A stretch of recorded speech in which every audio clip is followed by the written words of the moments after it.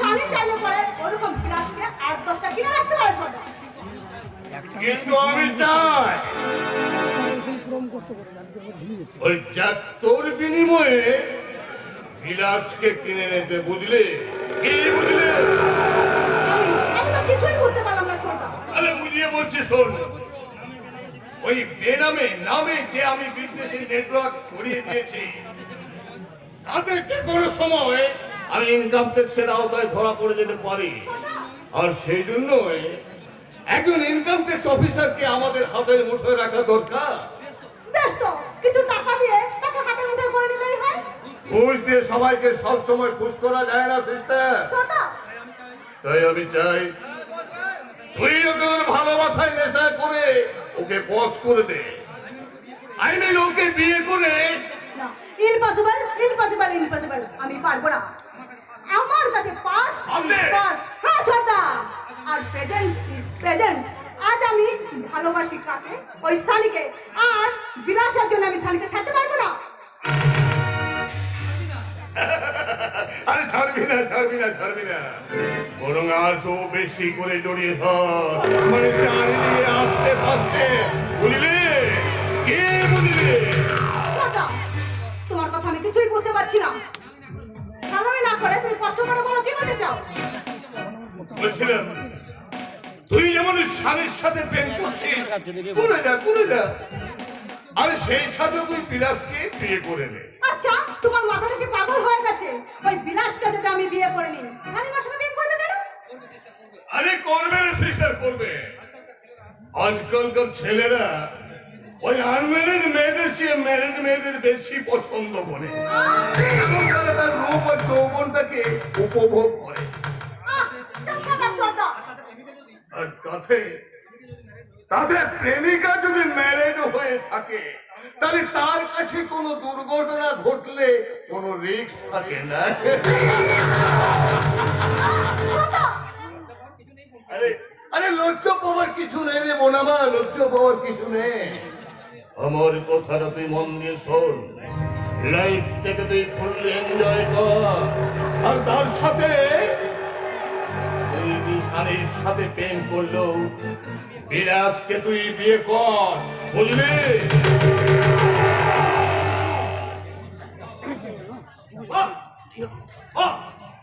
চমৎকার! এ যুগের একজন আধুনিক দাদা নিজের স্বার্থ সিদ্ধি করার জন্য তার আধুনিক ইডিয়েট বোনটাকে কি বেবিচারের নোংরা শিক্ষা দিচ্ছে। আপনারা একবার নিজের চোখে দেখুন না। জামাইবাবু, অশ্লীলতার সাগরে বেবিচারের দুর্নয়তায় পা দিয়ে জীবনের পথটাকে কিন্তু চলা যায় না বাবলি। তাই একদিন দেখে নিও, তুমি একদিন পা পিছলে অবশ্যই পড়বে। আর সেদিন তোমার অবস্থা হবে দিল্লি দামিনী কামধনির সেই কলেজ ছাত্রী, কিংবা করে সে অসহায় ডাক্তার দিদি বলিটার মতো। শোনার সময় আমাদের নেই। আপনি জেল থেকে বেরোলেন কবে? জামিনের জোরে, হ্যাঁ। কারণ তোমাদের তো মিথ্যে কেস আদালতের সামনে প্রমাণ হয়নি। তাই তাই সেই জন্য তো আদালত আমাকে জামিনে মুক্ত করে দিয়েছে। জামিনে যখন ছাড়া পেয়েছে, এখানে মরতে এসেছো কেন? মরতে? বলছে তুমি আসি ভাবি, আমি এসেছি মারতে। মারতে? মারতে। কারণ নিজেকে বাঁচিয়ে রাখার জন্য আমি আজকে তোমাদের মারতেও প্রস্তুত। তাই সেই জন্য আজ আমি তোমাদের কাছে হিসেব চাইতেছি। হিসেব হিসেব হিসেব। আমার স্ত্রী শিউলি আত্মহত্যা করেছিল। মানে তোমরা তাকে আত্মহত্যা করতে বাধ্য করেছিলে। আমাকে তোমরা দোষী সাজালো। আজ আমি তোমাদেরকে সে প্রতিবাদ করতে আসিনি। আমি এসেছি আমার শরীর যে গয়নাগুলো তোমরা আত্মসাৎ করে রেখেছ, সেগুলো তোমরা আমাকে ফেরত দিয়ে দিও। আমাকে ফেরত দিয়ে দিও। আমি ফেরত দেবো না। ওই গয়নাগুলো এখন আমার না না, আমার শরীরকে অনেক কষ্ট করে গয়নাগুলো আমি ঘুরিয়েছিলাম। আমি যে আমার শরীরকে অনেক ভালোবাসতাম, তাই তো অনেক যত্ন করে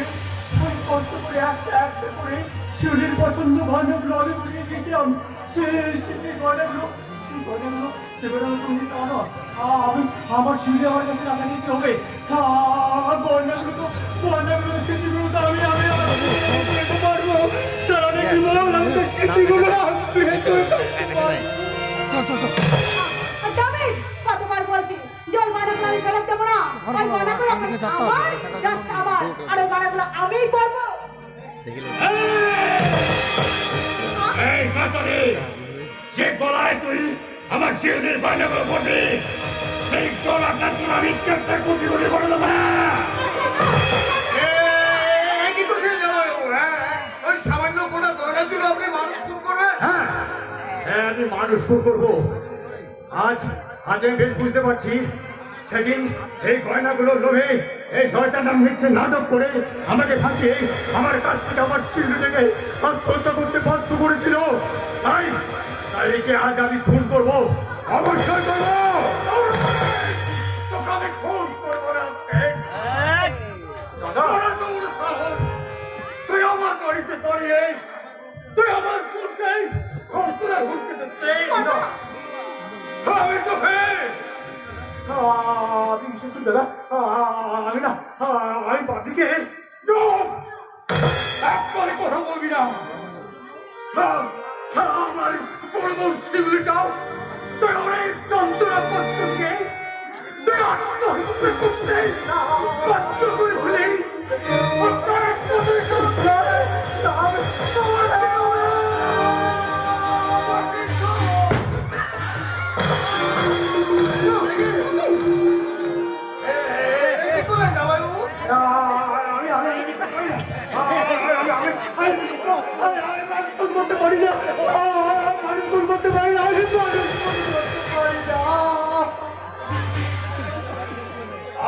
তুমি না চাইলো দাদাকে তুমি নিজের হাতে খুন করেছ এবং আমরা এই দু ভাই বলে তার সাক্ষী না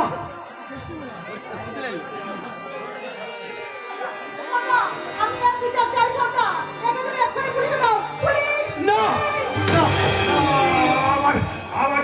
আমার সেই অন্ধকার ছেলের মধ্যে আমার সেই নির্মমতাচার আমার সেই সহবন্ধীদের ব্যঙ্গ বিদ্রুপ আমার সেই নির্মমতাচার না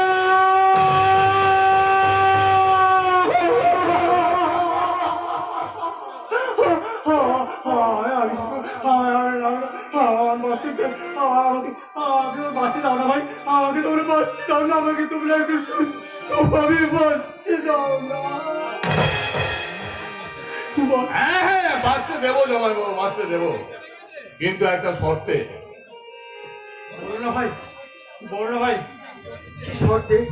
কি শর্তে তুমি আমি বাঁচতে বলো ভাই তোমার সব শর্ত আমার আমি মেনে নেবো ভাই আমি মেনে নেবো আপনাকে এই এলাকা ছেড়ে চলে যেতে হবে এই জীবনে যেন আর এই এলাকাতে আপনাকে দেখতে না পায় এটাই হচ্ছে আমার শর্ত তাই হবে রে ভাই তাই হবে আমি না এখান থেকে অনেক দূরে চলে যাব অনেক অজানার অন্ধকারে আমি নিজেকে চিরকালের মতো হারিয়ে ফেলবো আর কখনো তোদের কাছে ফিরে আসবো না কখনো না কি আশায় বাঁধি খেলা বেদনায় পরিচয় কি আশায় বাঁধি খেলা বেদনায় পরিচয় নিয়তি আমার ভাগ্য নিয়তি আমার ভাগ্য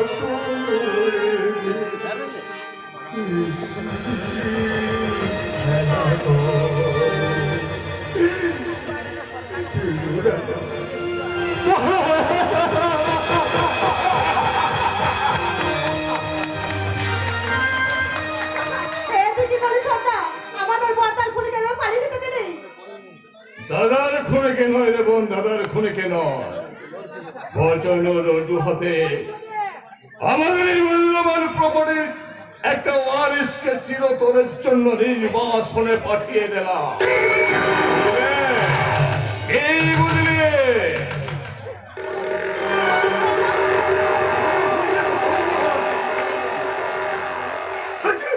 বেঁচে থাকার লোভে পবিত্রের কাছে আজ আমি মরে যাওয়ার নাটক করলাম। মরে যাও না তো? আমি আগেই খবর পেয়েছি যে জামাইবাবু জামিনে মুক্তি পেয়ে সে, এবং এও জানতাম যে জামাইবাবু তার অধিকার আদায় করতে ঠিক এইখানে সে ছুটে আসবে। আর তার ছেলে তো আমি পঙ্কজ আমাকে এই নকল পিস্তল চালিয়ে নকল অভিনয়টা করতে বললো। নকল পিস্তল, নকল অভিনয়? হ্যাঁ, ওই নকল পিস্তলে নকল অভিনয় হলো। দাদা মাটিতে লুটিয়ে পড়লো আর জামাই বাবু ভাবলো সত্যি সত্যি সে দাদাকে খুন করে ফেলেছে।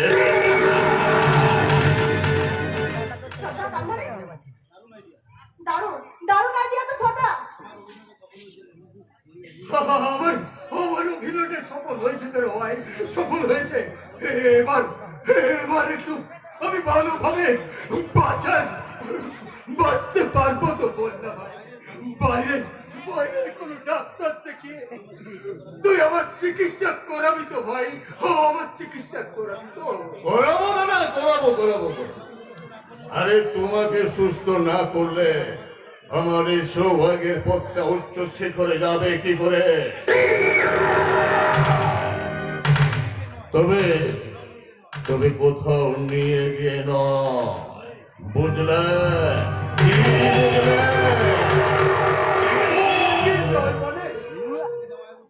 আজ থেকে জামাই বাবু জানলো যে তুমি আর বেঁচে নেই। আসলে তুমি যদি এখানে সেখানে ঘুরে বেড়াও আর জামাই বাবু যদি কারো মাধ্যমে জানতে পায় যে তুমি মালটা এখনো বহাল তবিয়তে ঘুরে বেড়াচ্ছ, তাহলে আমাদের সবাইকার কি আর চুলো বস্তা হবে একবার ভেবে দেখেছ? তাছাড়া তোমার এই নকল মৃত্যু দেখে আমার এই ব্রেনটাতে একটা হঠাৎ আইডিয়া এসে গেল।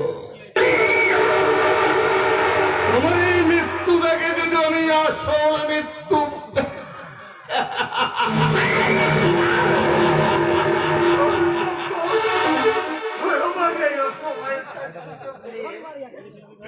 তুই আমার মেরে ফেলবি ভাই, মেরে ফেলবি। দাদা, আরে এসব তুমি কি বলছো? হ্যাঁ, এসব তুমি কি বলছো? তুমি হলে আমার বড় ভাই, যদিও সৎ ভাই, তবু তো তুমি আমাকে কোলে পিঠে করে মানুষ করেছো। তা বলে কি আমি তোমাকে সত্যি সত্যি মেরে ফেলতে পারি?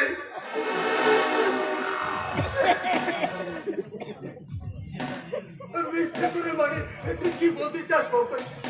বললাম কি বলতে চাস?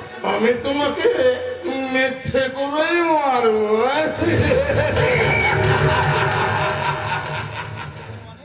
মিথ্যে করে মানে? মিথ্যে করে মানে? মানে আমি প্রচার করে দেব তুমি মারা গেছো, পঙ্কজ আর আমি তোমার অরিজিনাল সার্টিফিকেট গুলো নিয়ে তোমার এই মোটা টাকার এলআইসি, তারপরে ব্যাংক ব্যালেন্স সব আমি একটা একটা করে তুলে নেব।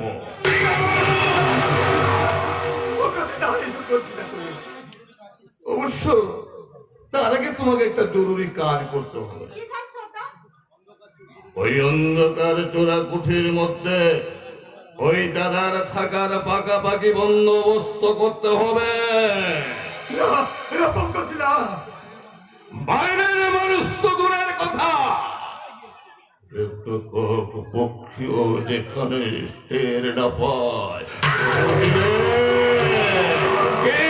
বুঝলে?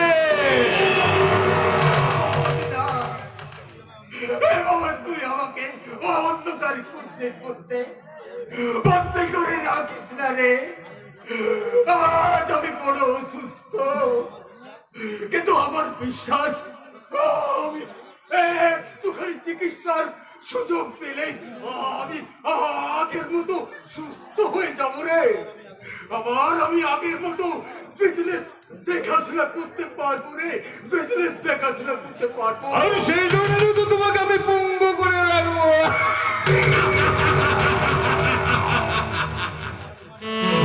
আর তোমার নামের সম্পত্তিগুলো আমরা দুই ভাই বোনের মতো ভাগাভাগি করে নেবো বলটা। শয়তানি, তুই ওদের দোষ দেবে, কিন্তু তোদের এই অসৎ উদ্দেশ্য সফল হবে না রে। আমি পাড়া প্রতিবেশী সব ভাইকে ডেকে ডেকে বলবো, ও গো তোমরা শুনছ, আমার ভাই পঙ্কজ আমার যথা সর্বস্ব কেড়ে নিয়ে আমাকে নিঃস্ব করতে চাইছে।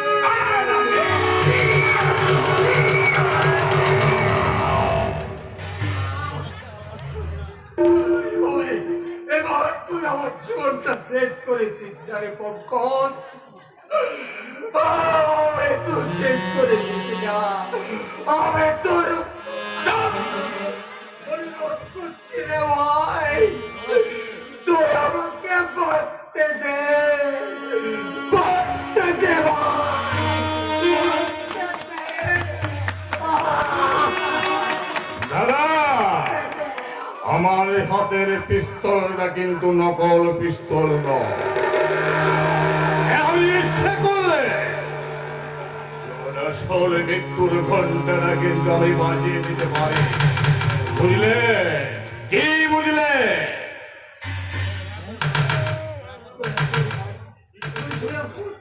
এভাবে আমার তো জীবনটা শেষ করে দিস না।